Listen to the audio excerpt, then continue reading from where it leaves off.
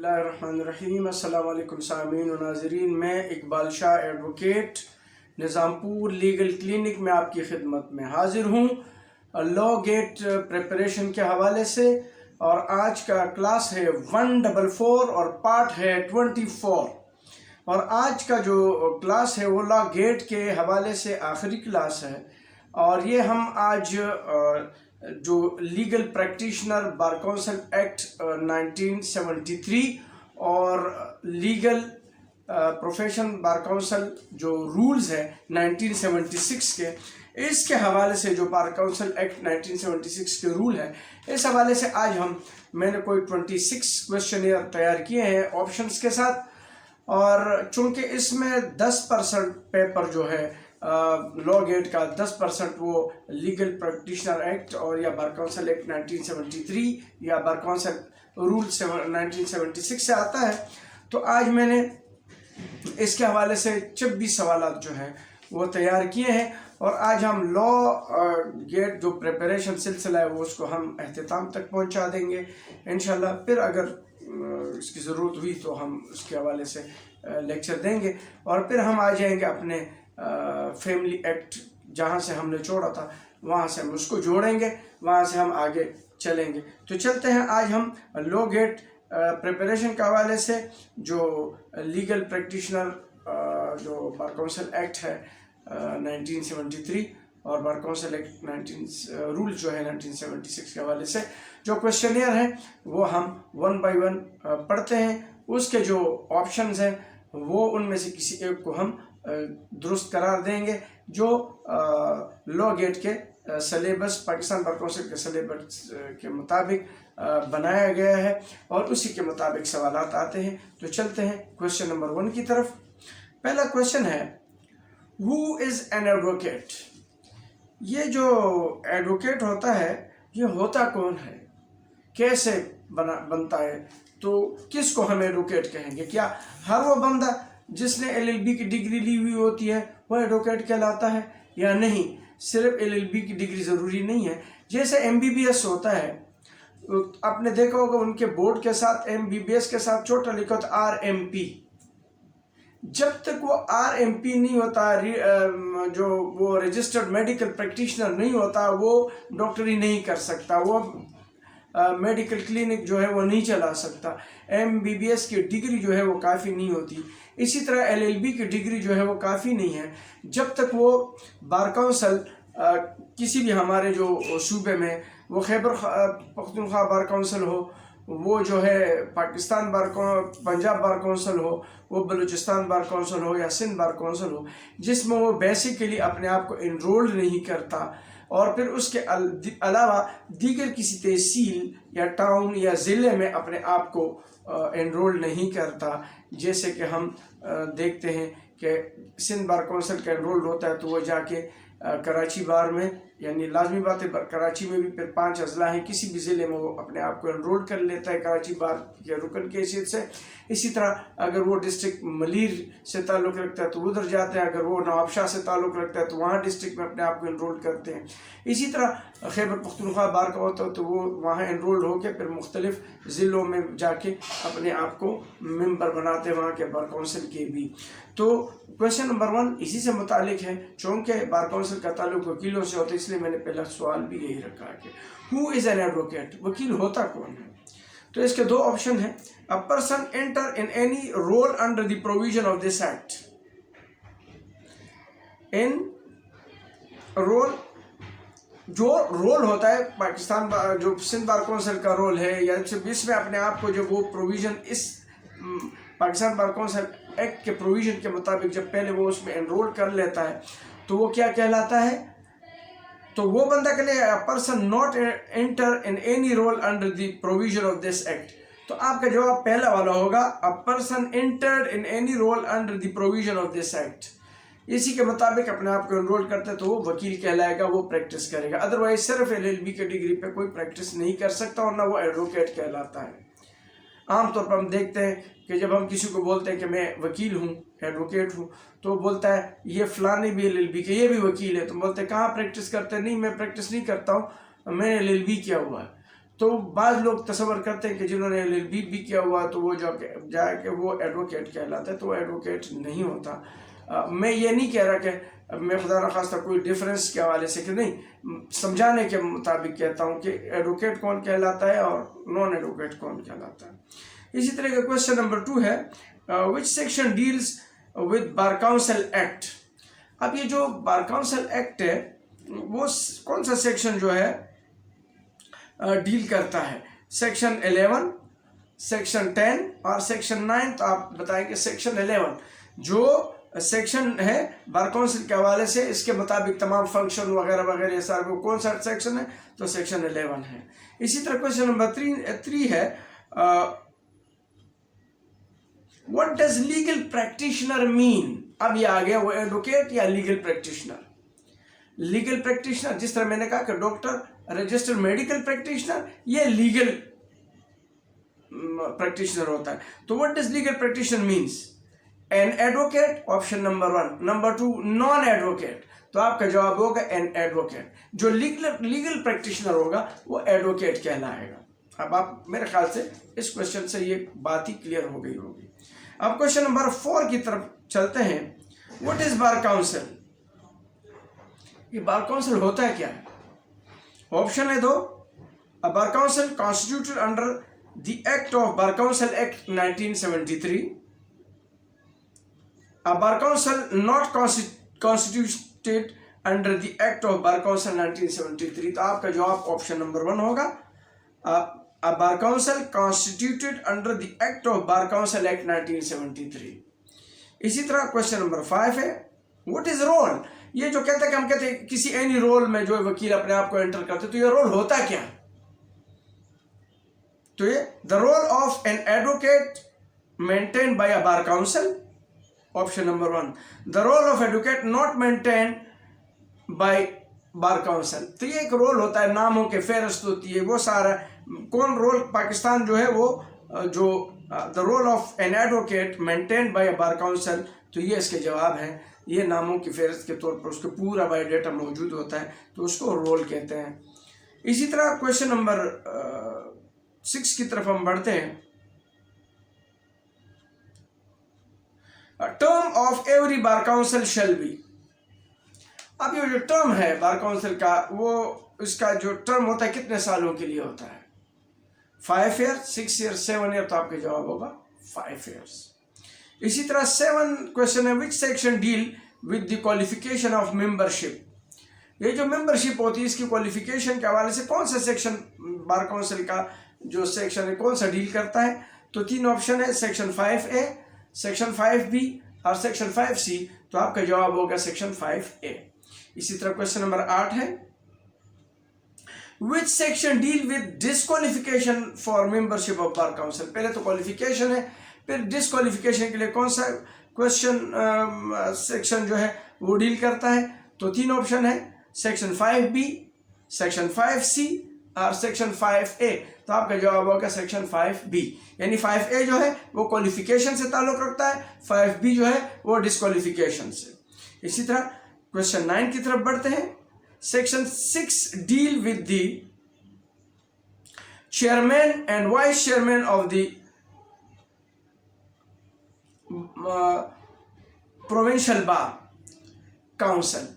ये है section 6 deal with the chairman and vice chairman of the provincial bar council. Option होगा true या false. आपका जवाब होगा ट्रू। यानी जो सेक्शन 6 है वो वाइस चेयरमैन और चेयरमैन जो प्रोविंशियल बार होते हैं उससे ताल्लुक रखता है। क्वेश्चन नंबर 10 है, section 9 deal with the function of the provincial bar council. ये करेक्ट है या इनकरेक्ट? तो आपका जवाब होगा करेक्ट। सेक्शन 9 डील करता है इसकी फंक्शन के हवाले से जो प्रोविंशियल बार काउंसिल होते हैं। सेक्शन 11 है, which section deal with the committees of the bar council. जो बार काउंसिल की कमिटीज है उसको कौन सा सेक्शन डील करता है? तो 3 ऑप्शन है, सेक्शन 10, सेक्शन 11 और सेक्शन 9। तो आपका जवाब होगा ऑप्शन नंबर 1 सेक्शन 10। इसी तरह क्वेश्चन नंबर 12 है, section 11 deals with the composition of bar council. जो बार काउंसिल की कंपोजिशन है, जो बनावट है, जो कैसे बनाया जाता है, वो सेक्शन 11 जो है वो डील करता है। आपका ऑप्शन होगा ट्रू फॉल्स, तो आपका जवाब होगा ट्रू। बिल्कुल सेक्शन 11 ही डील करता है। इसी तरह क्वेश्चन 13 है, which section deals with qualification for membership of Pakistan bar council. Pakistan bar council के जो मेंबरशिप है इसके लिए क्वालिफिकेशन में कौन सा सेक्शन डील करता है? तो 3 ऑप्शन है, 11A, 11B, 11C। तो आपका जवाब ऑप्शन ए होगा 11A। अब इसी तरह क्वेश्चन 14 है, which section deal with the function of the bar council. ये पहले कंपोजिशन था, अब फंक्शन जो फराइज है उसके कौन सा सेक्शन डील करता है? तो क्वेश्चन नंबर 1 है सेक्शन 13, क्वेश्चन नंबर 2 है सेक्शन 12, क्वेश्चन नंबर 3 है सेक्शन 11। तो आपका जवाब ऑप्शन नंबर 1 होगा और ऑप्शन नंबर 1 है सेक्शन 13। यानी 14 के सेक्शन जो है, which section deal with the function of the bar council, तो ऑप्शन नंबर 1 है सेक्शन 13, ऑप्शन नंबर 2 है सेक्शन 12 और सेक्शन नंबर 3 है ऑप्शन नंबर 3 है सेक्शन 11। तो आपका जवाब ऑप्शन नंबर 1 होगा सेक्शन 13। इसी तरह 15 सेक्शन की तरफ बढ़ते हैं। ये जो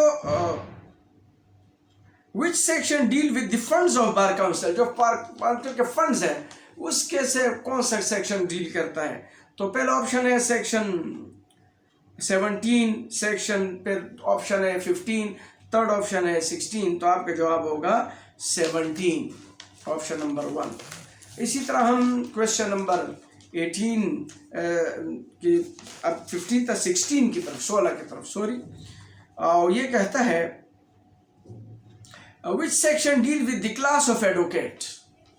यानी एडवोकेट के जो क्लास होते हैं उससे कौन सा सेक्शन डील करता है? मैं बताऊंगा कि कौन से क्लासेस हैं। तो ऑप्शन नंबर 1 है सेक्शन 19, ऑप्शन नंबर 2 है सेक्शन 18, ऑप्शन नंबर 3 है सेक्शन 17। तो आपका जवाब होगा सेक्शन 19। क्लास का मतलब ये नहीं होता कि ये कोई तबकाती मसला है, वो क्लास नहीं। ये इस तरह है कि एक सीनियर एडवोकेट कहलाता है, वो भी सुप्रीम कोर्ट का, फिर उसके बाद सुप्रीम कोर्ट के वकील होते हैं, फिर हाई कोर्ट के वकील होते हैं और उसके बाद सबऑर्डिनेट कोर्ट के वकील होते हैं। तो ये क्लास से मुराद है इसका, ये कोई वो तबकाती क्लास का मसला नहीं है। ये चूँकि हाई कोर्ट में भी फिर वो सीनियर मोस्ट एक वकील होता है, सीनियर वकील लिखते हैं उसके साथ, फिर सुप्रीम कोर्ट का वकील लाजमा जो सीनियर नहीं होता लेकिन एनरोल्ड सुप्रीम कोर्ट का होता है। इसी तरह हाई कोर्ट का वकील होता है, हालांकि हाई कोर्ट में भी सीनियर जूनियर होते हैं। इसी तरह सबऑर्डिनेट कोर्ट में भी सीनियर जूनियर होते हैं। लेकिन ये क्लास का मतलब इस तरह सीनियरिटी जूनियरिटी के हवाले से और या सुप्रीम कोर्ट हाई कोर्ट के हवाले से लाजमी बात है, अगर कोई सुप्रीम कोर्ट का एनरोल्ड नहीं है तो सुप्रीम कोर्ट में वो वकील अपियर नहीं हो सकता। इसी तरह अगर कोई वकील हाई कोर्ट में एनरोल्ड नहीं है वो हाई कोर्ट में अपियर नहीं हो सकता। इसी तरह अगर कोई बंदा किसी भी ज़िले या तहसील में या सूबे में किसी बार काउंसिल में वो एनरोल्ड नहीं है तो वो भी किसी कोर्ट में अपियर एज एन एडवोकेट नहीं हो सकता। इसी तरह क्वेश्चन नंबर 17 है, section 21 deal with the right of advocate to practise. Yes no, तो आपका जवाब होगा यस, यानी वाकई सेक्शन 21 डील करता है right of advocate to practise. तो आपका जवाब होगा यस। इसी तरह सेक्शन 18 है, which section deal with the grant of bar council. जो बार काउंसिल को ग्रांट दी जाती है वो कौन से सेक्शन डील करता है? तो आपका ऑप्शन नंबर 1 है section 57, option number 2 section 56, option number 3 section 55। तो आपका जवाब ऑप्शन नंबर 1 होगा सेक्शन 57। इसी तरह अब हम बार काउंसिल रूल्स 90 ये जो थे बार काउंसिल एक्ट के 1973 के हवाले से हमने क्वेश्चन किए। अब हम जो 19वां क्वेश्चन है ये बार काउंसिल रूल जो है 1976 के हवाले से हम सवालात को आगे बढ़ाएंगे और यही तरीका होगा। एक क्वेश्चन होगा, उसके 3 ऑप्शन होंगे, उसमें से किसी को हम सही गर्दानेंगे। तो section 134 bar council rule 1976 regarding advocate dignity and status, yes no. तो आपका जवाब होगा यस, यानी जो सेक्शन 134 है बार काउंसिल रूल्स 1976 का, वो एडवोकेट के डिग्निटी और स्टेटस के हवाले से होता है। ये बात दुरुस्त है, तो आपका जवाब होगा यस, ये बात दुरुस्त है।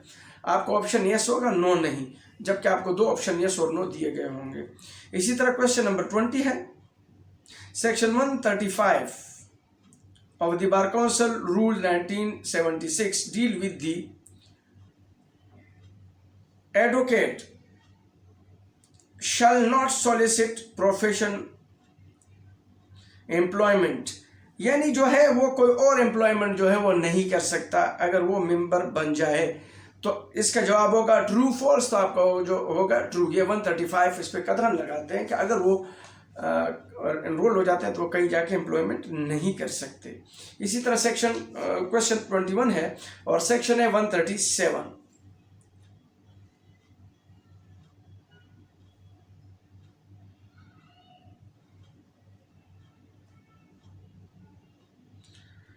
अब इसी तरीके से सेक्शन 137 और bar council rules deals with the advocate shall not communicate about the subject of controversy। बिल्कुल ऐसा ही है कि वो जो है किसी भी उसके जो क्लाइंट से या किसी मैटर के हवाले से जो कंट्रोवर्सी उसको जो है वो फाश नहीं करें और आज किसी से कम्युनिकेट नहीं करेंगे। तो इसका जवाब यस नो, तो आपका जवाब होगा यस। इसी तरह अगर कानूनी शहादत जैसे वकील को प्रेरोगेटिव देता है कि उससे किसी भी किस्म के हवाले से, केस के हवाले से नहीं पूछा जा सकता वो, तो इसी तरीके से वो जो कंट्रोवर्शियल चीज़ें होती हैं क्लाइंट या केस के हवाले से उसको भी वो डिस्कस नहीं कर सकता, कम्युनिकेट नहीं कर सकता किसी के साथ। इसी तरह क्वेश्चन 22 है, सेक्शन 148 है, deals with the an advocate shall not represent conflicting interest. जो कॉन्फ्लिक्टिंग इंटरेस्ट होगा उसमें भी जो है एडवोकेट जो है रिप्रेजेंट नहीं करेगा। तो इसका जवाब यस नो है, तो आपका जवाब होगा यस। इसी तरह क्वेश्चन 23 है और सेक्शन है 149 of the bar council rules 1976 का कि deal with an advocate shall not himself और इन बेनामीदार और बेनामी परचेजर, अपने आप को बेनामी परचेजर भी ये नहीं बनाएगा, शो नहीं करेगा। तो इसका जवाब यस नो होगा, तो आपका जवाब होगा yes.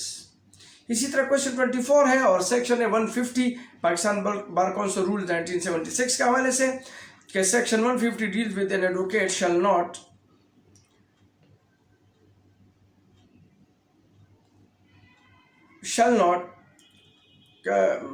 The property of the client with his own. ये भी जो है जो उसकी अपने तसर्रुफ में जो है किसी क्लाइंट के इन सब चीज़ों का जो प्रॉपर्टी होगी वो अपने आप के क्लाइंट के वो अपने इंटरेस्ट के लिए जो है वो यूज़ नहीं कर सकता।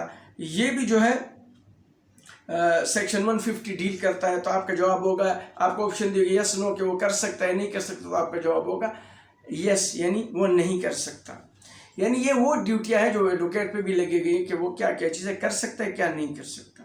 इसी तरह क्वेश्चन 25 है, सेक्शन 150 है पाकिस्तान बार काउंसिल रूल्स जो है 1976 के हवाले से, और ये है an advocate shall not advice the violation of law.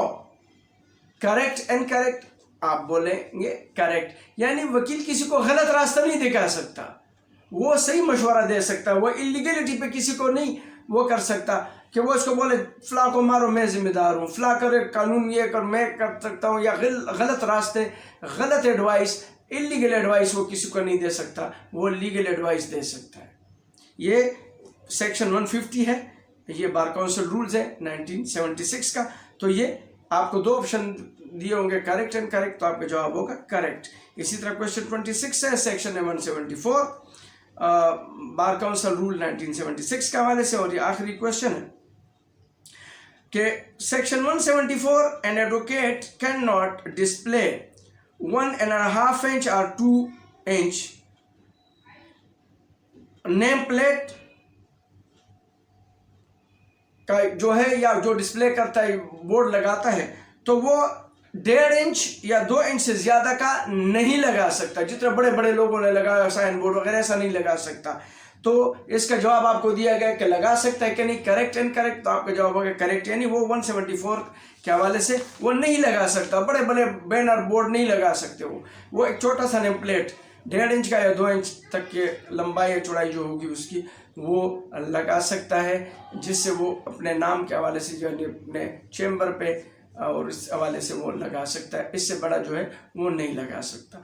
तो आज के हवाले से हमारा जो है ये लीगल प्रैक्टिशनर जो एक्ट था बार काउंसिल एक्ट 1973 और बार काउंसिल रूल्स 1976 के हवाले से आज जो क्वेश्चनियर थे 10% आते हैं इसका उसमें लॉ गेट में, तो इसके हवाले से आज हमने ये कंप्लीट किया। लॉ गेट के हवाले से जो हमने शुरू किया था तकरीबन इस पे टोटल मेरे ख्याल से 121 से लेकर 144 तक तो कोई 24